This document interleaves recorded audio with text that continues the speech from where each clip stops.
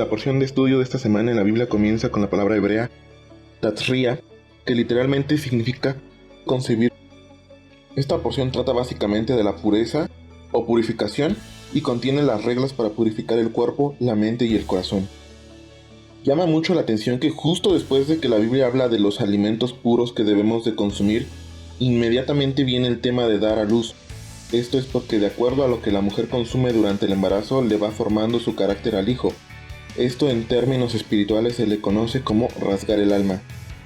El tipo de alma va de acuerdo primeramente a la personalidad del padre, porque el padre es el que le da la sangre al hijo, pero durante el embarazo la mujer magnifica o simplifica esas cualidades con la alimentación que consume. Este es el proceso de emanación, cuando el hombre transfiere su linaje, semen. Formación, el proceso de embarazo en la mujer. Creación, el momento de dar a luz. Pero luego la Biblia nos dice algo inquietante en Levítico 12:2. Habla a los hijos de Israel y diles: la mujer cuando conciba y dé a luz varón será inmunda 7 días, conforme a los días de su menstruación será inmunda. ¿Por qué la mujer al dar a luz queda inmunda? ¿Acaso es pecado concebir un hijo? Aunque parece contradictorio el momento de dar a luz, un hijo es similar a cuando una persona muere. Cuando una persona muere, el alma deja el cuerpo. Así la mujer embarazada es portadora de un alma que forjó su cuerpo en su vientre, y cuando nace deja un vacío similar a cuando el alma sale del cuerpo y surgen residuos y requiere de un periodo y un proceso de recuperación. Y luego de los primeros 7 días de purificación surge el tema controversial de la circuncisión en Levítico 12:3, y al 8º día se circuncidará al niño. ¿Por qué al 8º día? La ciencia ha encontrado el 8º día de nacido como el momento ideal para circuncidar al niño, debido a que en la sangre no se encuentran cantidades normales del elemento de la coagulación llamada vitamina K, sino hasta del 5º al 7º día después de que el niño nace. Además, otro factor coagulante conocido como protrombina solo existe en cantidades de más o menos el 30% de lo normal para el 3er día, mientras que para el 8º día su porción es más elevada que en cualquier otro tiempo de la vida del niño, pues alcanza el 110% de lo normal, por lo cual se evita cualquier riesgo de hemorragia. Por lo cual el estudio científico de la vitamina K y de la protrombina permiten determinar que el día ideal o idóneo para circuncidar a un hijo es al 8º día de nacido. Ahora, en el aspecto espiritual, el niño pasa su primera semana de vida y al día siguiente ya entra en un nivel superior y en el nivel del pacto con Dios. Y además es indispensable que el niño pase por el influjo de un Shabbat para entrar en pacto, porque el órgano masculino transfiere la semilla de la vida, y cuando esa semilla sale impura. El órgano viril es el medio por el cual se transmite el linaje, y el prepucio es el lugar donde se acumulan las impurezas del órgano. Cortar el prepucio para los que están en el camino de la fe significa concebir hijos para una nación pura. Este es el mayor privilegio y responsabilidad de cada creyente, es crear buenas relaciones públicas para con Dios en base a la Biblia. Ciertos mandamientos ponen a prueba esa relación, y uno de ellos es justamente el Brit Milá, el pacto de la circuncisión. ¿Por qué habríamos de hacer una cirugía sin necesidad médica en un bebé indefenso y en esa parte tan sensible del cuerpo? La única motivación posible es el simple hecho de que Dios así lo dijo, y al actuar de esta forma estamos aumentando el respeto hacia Dios en el mundo, lo cual es la esencia de santificar su nombre. La circuncisión es uno de los pocos mandamientos que no pueden ser clasificados de forma convincente. Circuncidar a un niño en su 8º día de vida no parece servir de ningún propósito espiritual, y a esa edad cualquier cosa que le pase al niño no solo es involuntaria, sino que está muy cerca de ser incluso algo inconsciente, y resulta difícil ver cómo una experiencia como aquella podría afectar el carácter humano. Además, como una marca indeleble que sirve para identificar a quien está circuncidado como un sirviente de Dios tiene la desventaja de haber sido impresa en una parte del cuerpo que suele estar tapada. Por lo tanto, pareciera no tener otro propósito que la corrección en un defecto físico de nacimiento. Génesis 17, 1 y 2 y 11. Era Abraham de 99 años cuando le apareció Adonai y le dijo: yo soy el Dios Todopoderoso, anda delante de mí y sé perfecto, y pondré mi pacto entre mí y ti, y te multiplicaré en gran manera. Circuncidaréis pues la carne de vuestro prepucio, y será por señal del pacto entre mí y vosotros. Aquí Dios le estaba instruyendo a Abraham que se hiciera el Brit Milá y que de esa forma alcanzaría la perfección. Inmediatamente después de esto, Dios le dice a Abraham que le cambiaría el nombre, que hasta entonces era Abraham, por Abraham. Dios estaba llevando a Abraham a un nivel de existencia completamente diferente, sacándolo de los límites del destino, que hasta en ese entonces había impedido que tuviera hijos. Y es claro de los versículos que esta promesa le da un pacto eterno entre Dios y los descendientes de Abraham. Dependía de que Abraham hiciera su propio pacto con Dios, el pacto de la circuncisión. El ser humano tiene 248 órganos que corresponden a los 248 mandamientos positivos de la Torá, y Abraham fue conocido primero como Abraham, lo cual suma 243, que es el número de órganos que Dios puso bajo el control del hombre cuando lo creó. La adición de la letra hebrea Hei, cuyo valor numérico es 5 en el cambio de nombre de Abraham a Abraham, hizo que la cuenta aumentara a 248. Los 5 órganos adicionales implicaban que el hombre estaba ahora en control de 2 orejas, los 2 ojos y el órgano sexual. El cambio de nombre y este control adicional fueron producto de la circuncisión. El hombre tiene 2 aspectos. Por un lado, es una criatura de este mundo al igual que todas las demás especies, que tenga una mayor inteligencia, pero tiene las mismas motivaciones y fuerza vital que el resto de las criaturas vivientes. Por otro lado, el hombre es también el vínculo que hay entre este mundo y el mundo espiritual superior. Cuando Dios quiere enviar algo al mundo físico, siempre lo hace por medio del alma de los seres humanos. Incluso los milagros de Egipto y la entrega de la Torá en el monte Sinaí requirieron que Moisés actuara como el intermediario de Dios. Esta dimensión adicional de los seres humanos y su habilidad para ver más allá de lo físico y para escuchar el mensaje de lo que es infinito, requiere de un control especial sobre los ojos y oídos, que no viene programado de forma innata en el ser humano.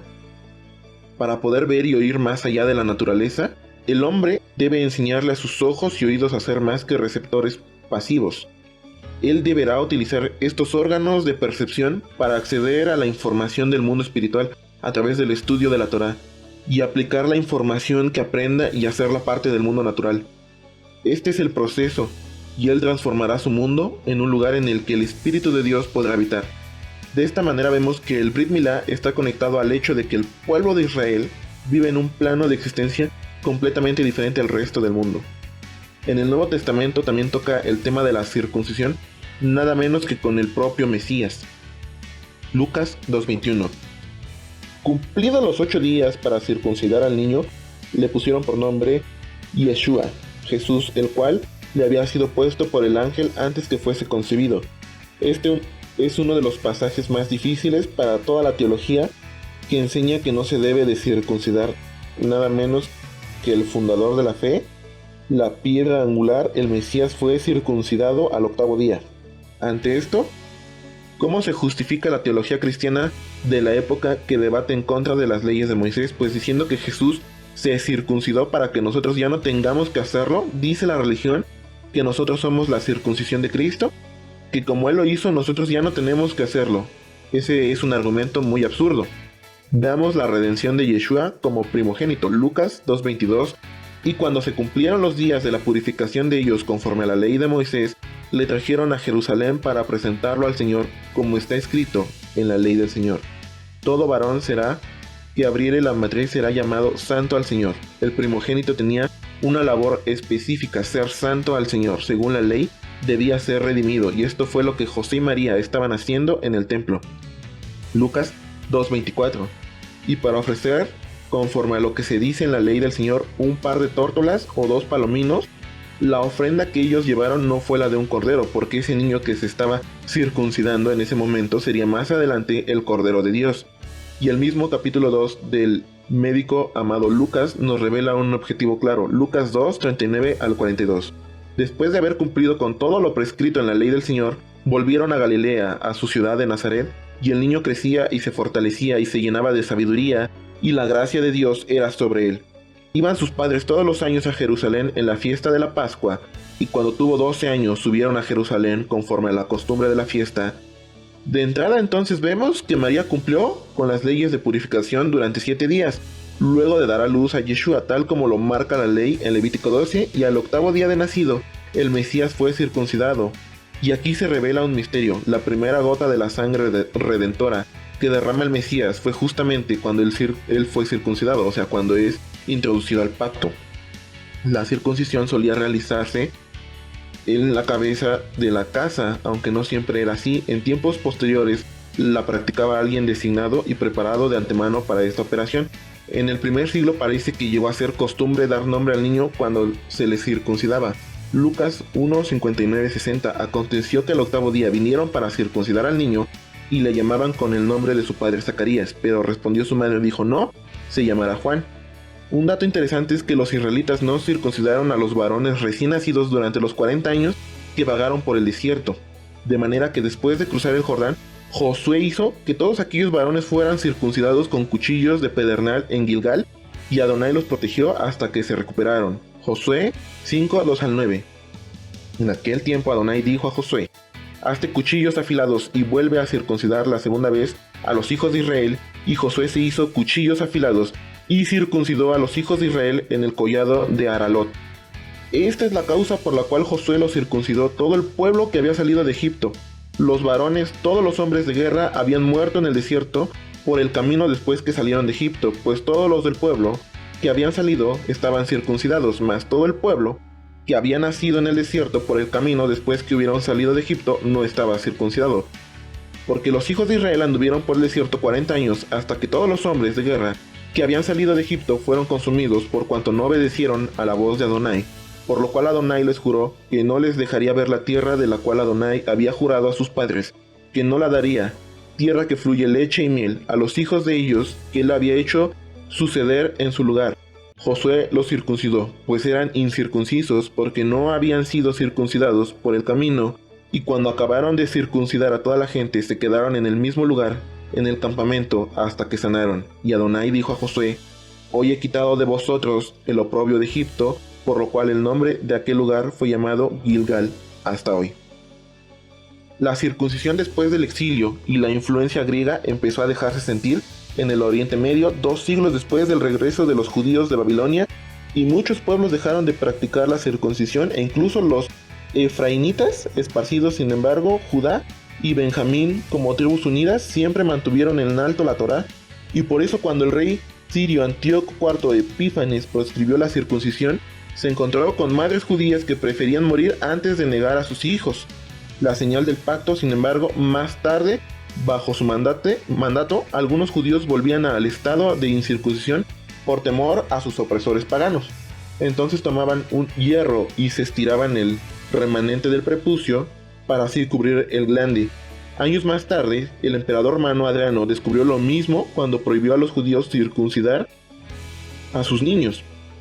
El concepto circuncisión se usa también en sentido figurado. Por ejemplo, se decía que después de plantar un árbol en la tierra prometida por 3 años, continuaría incircunciso para ellos. Su fruto se consideraba como su prepucio, no debía comerse. Levítico 19:23. Y cuando entréis en la tierra y plantéis toda clase de árboles frutales, consideraréis como incircunciso lo primero de su fruto. 3 años os será incircunciso, su fruto no se comerá. Aunque la circuncisión física en un mandato divino según la Torá, Adonai también mostró repetidas veces el interés por un concepto simbólico, pues aconsejó a Israel que circuncidéis el prepucio de sus corazones. ¿El corazón tiene prepucio? Deuteronomio 10:16. Circuncidad pues el prepucio de vuestro corazón, y no endurezcáis más vuestra cerviz. Levítico 26:41. En ese tiempo yo estaré yendo contra ellos, trayéndolos a la tierra de sus enemigos, pero sus corazones incircuncisos serán humildes, y ellos habrán sido pagado el castigo de sus fechorías. Jeremías 9:26. A Egipto y a Judá, a Edom y a los hijos de Amón y de Moab, y a todos los arrinconados en el postrer rincón, los que moran en el desierto, porque todas las naciones son incircuncisas, y toda la casa de Israel es incircuncisa de corazón. Así por lo tanto, el circuncidar el corazón significa librarse de cualquier cosa en el modo de pensar, afectos o motivos que sea desagradable e inmunda a los ojos de Dios y que insensibilice el corazón. El prepucio del corazón está en los ojos y en los oídos. El corazón se llena de lo que ve y de lo que escucha, y luego de eso habla, y de la abundancia del corazón habla la boca. Circuncidar el corazón es llenarse del conocimiento de la palabra de Dios, porque en su palabra está su presencia.